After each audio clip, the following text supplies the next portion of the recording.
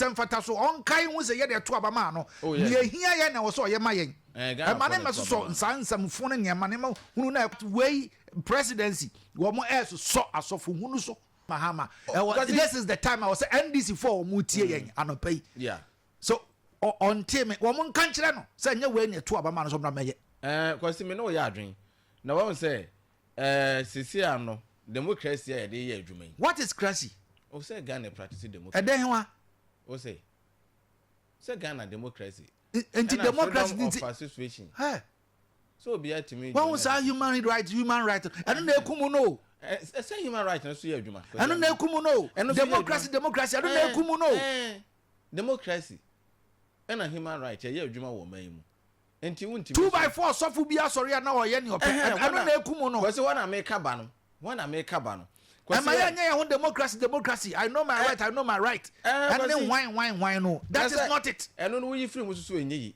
but baby am so make ba abesi wudie no so ne say ye no tema yesusu a ye nyina ye sua nyamesom no ye won sori ni bi wono ma ne yentinsem bi sei so but say ana begum bebre and obi aye no ope nje wo say sanity bam sanity ne ne so is this the way of sanitizing priesthood nessa Christendom ne wine no because say if you say don't forget we had a government which has been ousted out of power oh yes because say aban say si national cathedral me no ya adwen ne nyina no man for the bonachi e ma ajegon ne nyina me no ya adwen yes it is a sofu bit be do shen control after na president so o man ho kwan na wo mmra mehunu no. What is this? Son of the presidency in Bay. Oh, that be yes, I know the man. They're not the Bay. Meaning says I know the Bay. No, the other. Because he was say, and as I say, I must be person who open it or no say,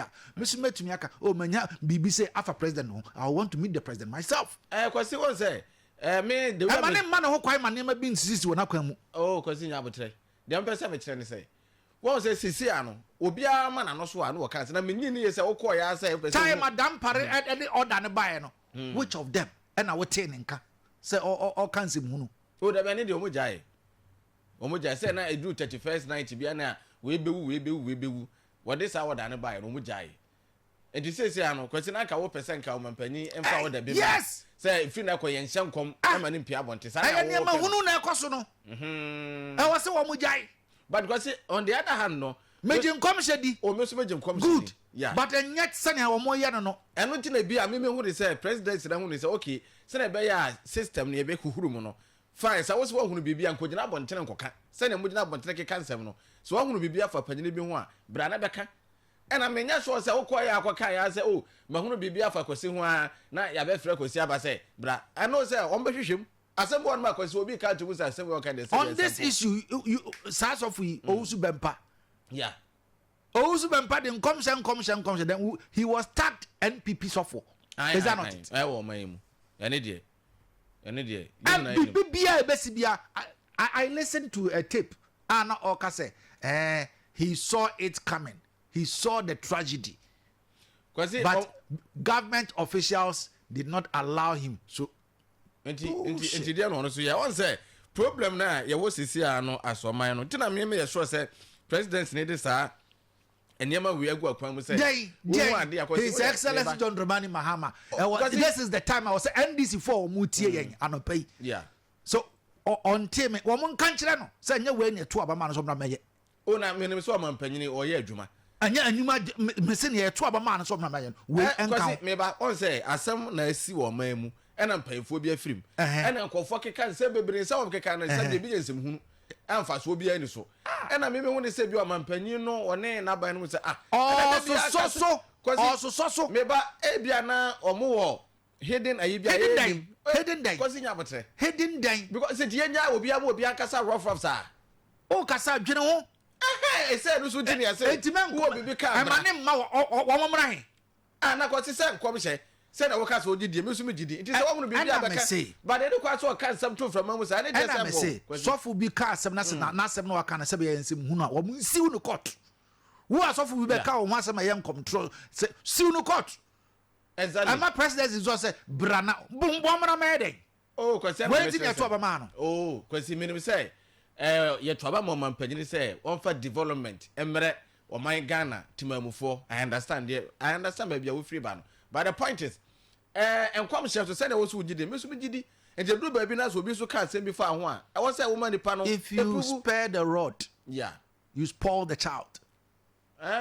Mato ase ne wo pese wo kire no because me de say presidency no e de saa ne ma we gu akwam menim baby o mo ya o mo hihye kodua ne baby o mo dwe kodua mo ne say baby adru no saa na bebo and hihye bogus and so man nya ne tirimu nya de because me so on say dem so ne say me so but the point is na the kasa na doso ye hunu de o ka no kore ene ye hunu de o twa ntro so sanitizing it no enye say wo be kai say bra omra he presidency I want so insem hunu so ye make can say wuni asa papa bia ka say wo so nko ena wuntimi sori na te ko say ma hunu bi be ka say na ka say o pasisi yi that directive o mo dia ba no ka say wo nya nkom hye you want to see the president they will offer you the opportunity to go to see him because eno de menya sure so mbe ne sa and the president will create opportunity because wunim menya sure say botokuro ato no ho because menya sure so mbe ne sa amam for free ase kasaya on issues of national cathedral the young people didn't listen. That is where it landed them. My tip near wo kan nyina ase but me hu ni say enya de a chese obi akọ eso fe so hu ma mpanyina say pay for ma dwuna bobi o so akọ ya say wada asore wonya visi bi wo fe so hu ma mpanyina na o ma kọ ma mpanyina ba say kwa asem che no I don't think so be sa I don't think some pay for no be sa kra enti maybe sa akwanya no mo de ato no ye wonkofo bi abeka asem na kire omo no omo mo de asem na akọ ma mpanyini se bi ohuru panyini bi ho asem a ye nkofo abeka kire omo de akọ say ugo ni pa bia benya kwan meeting the president a occasional occasional where ebia program be koso to say the national Thanksgiving Day fine but then yes you be say what are you telling me I don't think you talk about man what say because the point is na a bad policy say ya kwanya we no mo de beto a bad concern clergy na papa na can say o so on me ankasa so me no mo nya adwen o de kwase e na me kire say asem na aba no me hwe no from some angle be say kwase obo na tan din say na tan enya ye kire bi fa David ho David no yo hino on say titimre mu no o ko twere ni mu a ahemfana no mo ho no mo ne adifo ne na ye adwuma and they say ohunu bibi fa ohene ne ho a okọ ohene na aso no akobo na mane sa time no nka wa abonten sa time no eno kra no na ye se eye bagimi bre sa time no meboa eno so na boaye meboa yeah sa time no na ohene bia e wo sa nkrofo no around ono yo mu di man ohunu bibia no abeka kire being good or bad good eye papa no ma ye bibia fa ye bone so no ma ye bibia fa to say over 10 bone na bia eba no it is sa ne man na wo but then no Ghana has of one near here what is o kan papa da o mo de bi obi bewu dodo no a ebinom dodo no a Medan kan Williams nkwa na mte so obom paye ma cd no ma cd se cd nyina eno kra mpo da che eno kra che hobre eno kra cd na nyina obi anye but de bia no eye otabel plane a crash ye enye plane crash ba yansa okwo paye ma abusuafo ai enti kwasi on say de me kan say obi begina abonten esa fear and panic no na edoso obi begina abonten no social media why na regulation no nipa no twe cameras na anima no akeka so that is where the law must be enforced he said no tira me so won say and this way amra oh kwasi way no nyasa mra o Ghanaians way nya mra o way na eya kwanya bi no mo de ato say wo hunu bibi abra na beka omra oh da bi say obekọ for no company bay o ka kire wan na say wo ko kan ya pe na o mo so aso bi say wo be ka asema for president won't hear the president ya ba be ko this country more or less is a laughing stock our policies near e do won say anu mo nye Mr. Kappa kwasi no e je nya obi amane kasa sa obi akasa what was sanity and what seven year can and sanity I don't just bra and be can was no e di sesi akwasi sesi ano sesi abo wo mo mpaye e ma ne mapa e mro man mu eno de meji tu na wo mu nyai se de bia no na mahu we no bewu na we ye sei na we ye sei kwasi e bi so mo opa se sei ayete he medan nwiri ngu manu sisi mu ene de omo be kan na e me kura me hui se e be ene de e honom but bi so asem we see ye hwa asofo akese wo man mu se se obia e condemn on yonko koso say nyina ye ne edidi koso na chi asoso edi ehira ye tietie nsem no na de ade nti kwasi die ntina sa akonya we abeto no ma ye mfa akonya ne mo ye enisi ye de sa akonya ne ma wo ne kwasi de mo mo dabi enti obia nyina ba bia ka ne wo pe wo kan ya wo pa wo semra ne wudi enti wo nua wo pe se o mampanyin ne semra se wo ko kan se dampare be semra no wo te sansam funu bi ebinum ye that's that parim pod o kase 31st night san commission no munya o ka 31st night no apart from the 31st night na wo mo anhyam control ne ma no what is na obi hyam kombi no commission ne de no mo hye ba oti se na wo na mountain so te se sesi a wo huni kwasi de me pese me kire ne se sesi a no believe it or not no ye wo adifo wo man mu ene won kofo so mo nya adifo me nya adifo me ni ani mani korokoro eyes me nu twa ehunu hwe eyes by no sight omo na omo se nyame afro omo nyame from na menyina benkuma na nifa but ne ma na omo ye nsem na omo keka no kwasi ebia na ohye omo de fear panic to omo for world chasing soothsayers false clergymen and I me kan e just was wo hunade a don't go to the presidency.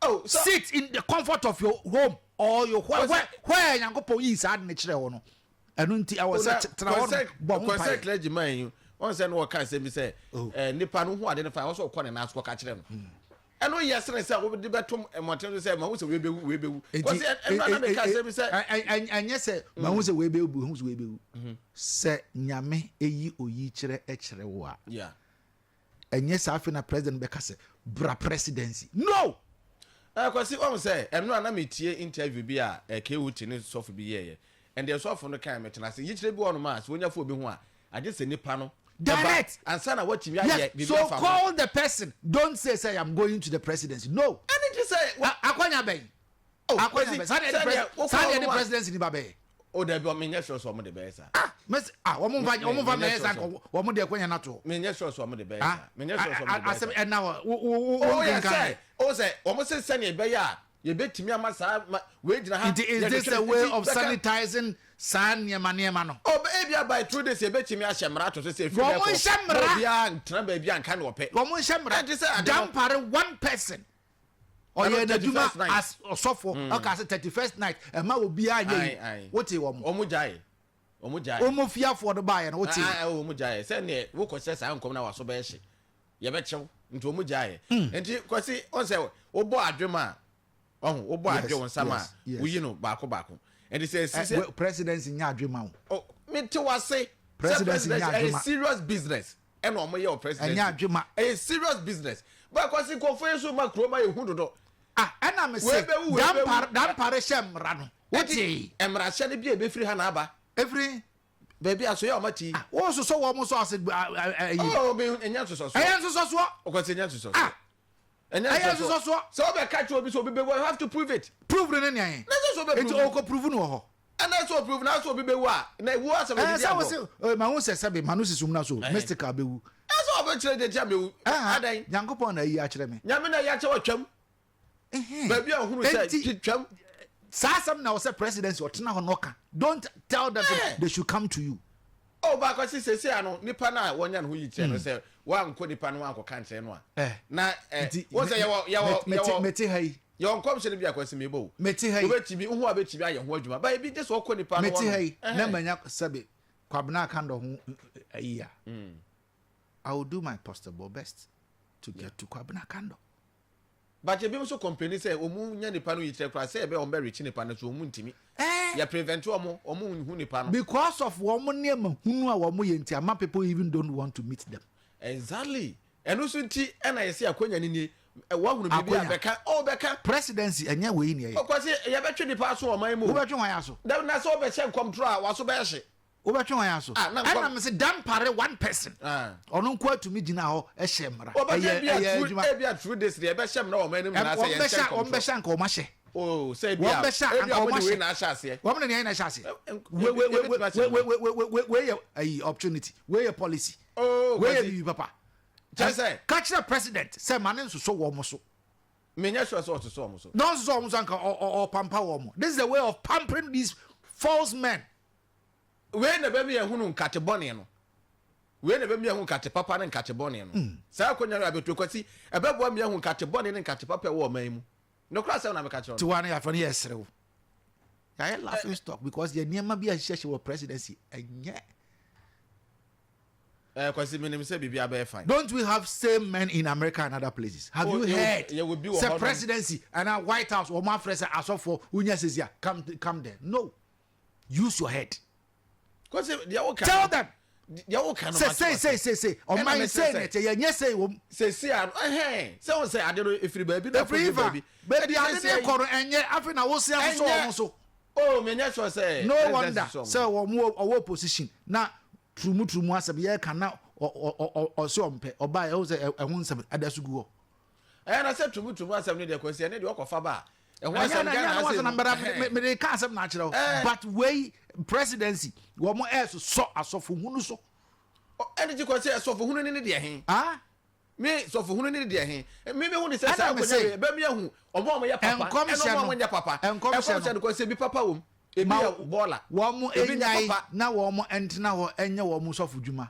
Oh, but I invite you to be our presidency. Because I say what I did for her. Ya was so for you evangelist for you were for evangelist will be home krum no mo krum megaphone no mo kra microphone no mo preach o mo do mo so mo twa kra manyame ya was so for no so akwese da bia no ye ko mo na ase e wo hia dem no mo so aka nyame asema kyerɛ say aka nkwaje asema kyerɛ ne wa difo a nyame for mo so ya de it is too much adosu o man mu enu so ti na wo say president say wo be bia beka me fa ntom from am sa onka say emane ma presidency ma onka nkyere wo mu se wo mu nyai saade no mo mo nhye nkom ni bi wo hye nkom a dwene ho ansa no obi hu bibia go to the person enko presidency ntimi ye hu me hu asema be ko presidency kwasi se nipa no so aban ma hefa na nipa no nko nti aban fo nkwa na enko presidency me menye Ghana ni na se ano presidency wa asem ni de me nya sure say me ya meti obi hu me hu asema obekọ presidency because me ni ho nti bia setting aside for more abem enti me say wo mo a create opportunity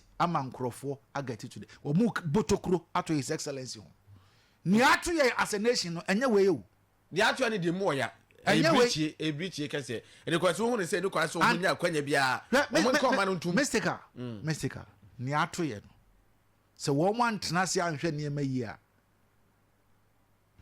police ya helicopters enye say no I say be crazy police helicopters enye a soldier for the enye e was say hwe ho asam and your defense as we speak at stake is at stake the defense of this country into presidency ebe botokura to wo mo wonim how a man for to maneuver overtake a country because you are bringing something up but you see penny wo kan there kwan a man for faso overtake rule that very country wouldn't quite for so could dita ever we mu nyina a part a creative avenue e ma nkofobia wo hu ne so so mo di bone no mo di o man ne bone nti enu kwan say ye ma asofo no sa ana me say ama president e motokuro ento no ho en ma enye avenue be mu mfa so to destabilize this country me nya sure say empayfo be tena my no mystical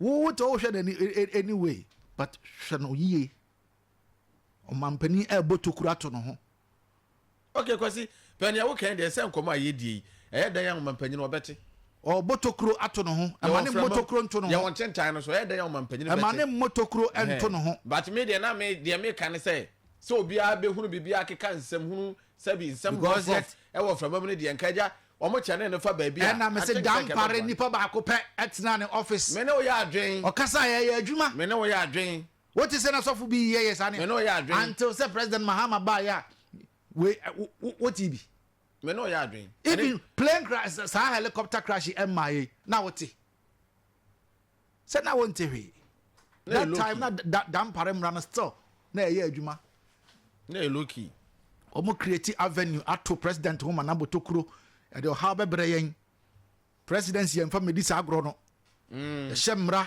ye de niam na ye adwuma wo ho megine de o ka no megine wo mo botokuro ato no ho atokuro no amanfo betumi afa so na create problem e de am man no we living in a country ye airspace nyina enye o kwasi me de o ka no metwase but de me try say menya sure say president ne betra onom say de o ka nyina niam a wo de ba bonti nyina no o ma ye nhwe han ma obi abe free awra ama bibi boni bi akosi based on obi e free wawra omo nkaye. I understand so omo nkaye. Enti wankasa wo botokura to ho a e wo se ma hu se tokuro na wo bato ho no opa ma ne mfa o consent na that of fire be boa no. Okay, mate. But I'm just me who say some na doors commissioner too much o member fe pati ya ne ya. And now we dey obi ai dampare nipa ba ko pe otena ne office. For everywhere buy ma mpa say for everywhere me be free ho. But dey be we dampare nipa ba ko pe otena ne office. O shemra e adwuma the whole country. Yeah, that one dey no correct. Incident na presidency wo muso ntumi enfo dampare dia do so. E bia ne hu aba suraba na wo botokura to ho. So see where the countries are almost around there. What is happening there? Look at just our near Burkina Faso. Yeah. Huh? Yeah. The other time, the security expert needing one they're not catching one country say as a see because of Burkina Faso coup d'etat are lucrative. Oh yes. So no kind. Presidency botokura to one country no. Kwasi, good morning. Good morning, Kayaso. What is it? I'm here to know so. And you had somebody in Boyani so. Oh no, yeah, you know what very sensitive. It's a team creating your concern, your major concern. It was share can be, but I had to first listen to you before I even come here. Well, you know, my mistake, I'm a fire now home group. I just had to keep quiet and watch things before I come in. Anyway. Because I cool tempest anymore. Yeah, sure. So let the fire down small so that we can talk. Maybe I am a casting say and somewhere a day a two for no. Some na na did attempt no na ya hu.